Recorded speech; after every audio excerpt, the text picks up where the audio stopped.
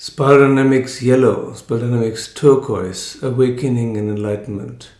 Good morning, this is Chris speaking, Shores of Infinity, with a video about Spiral Dynamics and Awakening. From many conversations, I have gleaned that a lot of people have the impression that transitioning from a Spiral Dynamics green to Spiral Dynamics yellow equals awakening. Of course, you can call anything you want awakening, but what is usually called awakening, especially by people who are awake or to whom awakening has happened, it can, of course, happen in yellow, but it usually doesn't. The same goes for turquoise and enlightenment. There have been some misunderstandings in the early days of levels of existence and spiral dynamics, where people thought that turquoise is the highest color, and thus, of course, there was the interpretation that turquoise is and equals enlightenment. But Claire Graves only talked about 8 colors because he didn't have enough people to gather data from. So he grouped all colors beyond yellow into turquoise, which was not called turquoise then, but doesn't matter. So enlightenment, what we call now enlightenment and what we call now turquoise, it's not the same. It can happen in turquoise, and it has happened a lot in the past, but it's not necessarily the same. In most cases, you have to go through coral first to get rid of all your ego baggage and trauma and fears and stuff that you still want to experience and achieve and see in life. And only afterwards enlightenment can happen. Because enlightenment is a very boring, neutral thing. Not much is happening anymore then. You're out of the loop of suffering, but also out of the loop of enjoying things a lot. You can still enjoy things, but you're not engrossed in it so much. It's just like watching a movie. You can still enjoy watching movies if you know it's a movie, but if you watch a movie and you forget that it's a movie, it's much more emotionally thrilling and enthralling. So the emotions are not so much present anymore in enlightenment. And of course, if you still want to experience a lot of emotions, then you have to stay in the drama loop. If and when awakening happens to you, a large chunk of this drama is falling away because you don't relate it to yourself anymore. Because there's a realization that there is no such a thing as a self, as a personality. It's fake. No one home. And thus it cannot be the same as Spiral Dynamics Yellow, because Spiral Dynamics Yellow is all about exploring the world from a totally new angle. It's starting afresh, and a whole new world is opening up to you. It's fascinating. Truly, truly fascinating. You can spend decades in exploring everything. Your whole life. Thus, it's not the same as awakening, because awakening is the end of fascination. The only thing that's fascinating when you reach awakening is the complexity and perfection of Maya. Then later, when you transition from yellow into turquoise, usually through some experience of spiritual community,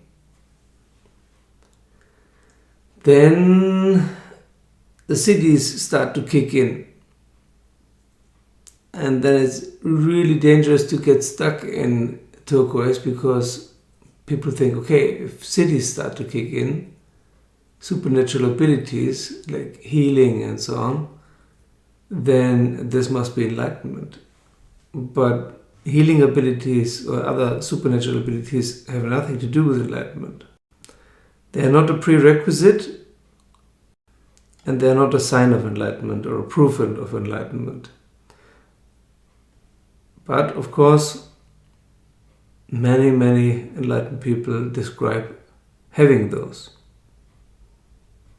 But so what? You can also learn them by training.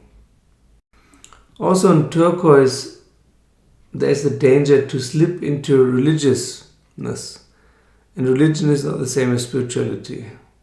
Religion has something to do with worship or being worshipped. So in yellow and turquoise, the idea of becoming a guru yourself is very appealing. But once awakening or enlightenment happens, the idea is not appealing at all anymore. Because enlightenment is the end of personality. In my view, there are two sorts of enlightenment. One usually happening around teal or plum, and one later around aubergine and beyond. And one very interesting thing happens here, especially in the latter, second part, in the full enlightenment. And this is that Maya stops being the enemy. Until then, Maya seems to be the enemy. A cosmic illusion that doesn't let us see the truth of what is happening, the real reality. Only multiple layers of illusion. But then something happens in this full enlightenment which is similar to the religious path, but not the same. The commonality is that Maya stops to be the enemy. Only on the religious path, that is usually happening in the communal colors like blue, green, turquoise, teal, there's still some worshipping of some form of divinity. While in full enlightenment, there's no more worship. There is more of a humbling. You're very humbled, or rather humility is happening because there's no you anymore. There's no one to whom being humble happens, but humility itself happens. And there's definitely no urge to run around and bleed what has happened to you now, or what has happened, or what has disappeared, because it's all about letting go and surrender. And it's very difficult to talk about it. And most people don't talk about it because it's kind of private. So most human beings to whom enlightenment has happened, we never hear about them because they shut the fuck up. And also go on with their lives. They don't sit around letting themselves be worshipped as gurus. They just go on with their lives and their jobs and their families. Because why not? It doesn't feel special. It feels very normal. For the first time in your life, you feel normal and not like some kind of puppet anymore. The last thing I wanted to say about yellow and turquoise is that in yellow and turquoise you already have a connection to the spiritual world, to the world that will become awakening and enlightenment, and that's where it's very easy to talk about it. Later, when it really happens to you, it's difficult to talk about it. But before that, it seems to be easy to talk about it, and you quote all kinds of people or scriptures, and there's a lot of parroting going on. For example, if you watch Tony Parsons videos, it's almost unbearable to watch them because the people who participate are parroting Tony all the time, and it's very clear that they have no idea what they're talking about.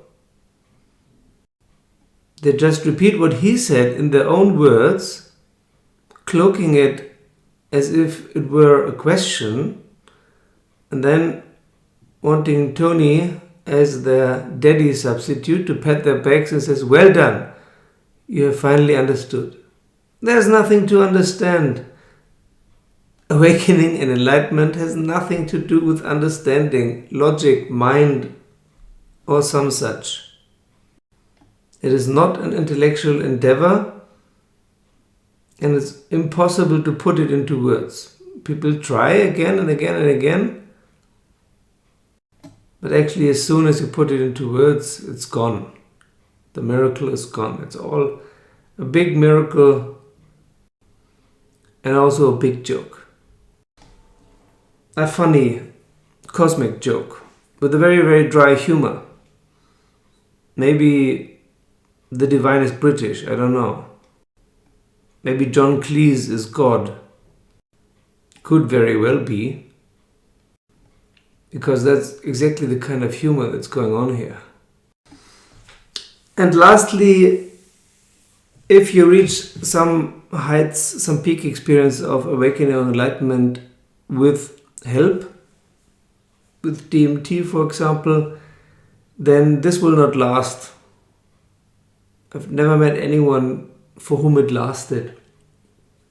It may last for a few weeks or months or even years, but it will go away if you don't do anything else. The key is surrender. The one and only key is surrender. Or as John Lilly once said, "I'm queuing at the door of humility because there's a shorter queue." Thank you for watching and giving me a thumbs up if you like the video. It helps other people find the channel. Thank you for joining me as a Patreon. Thank you for being a Patreon, and see you soon.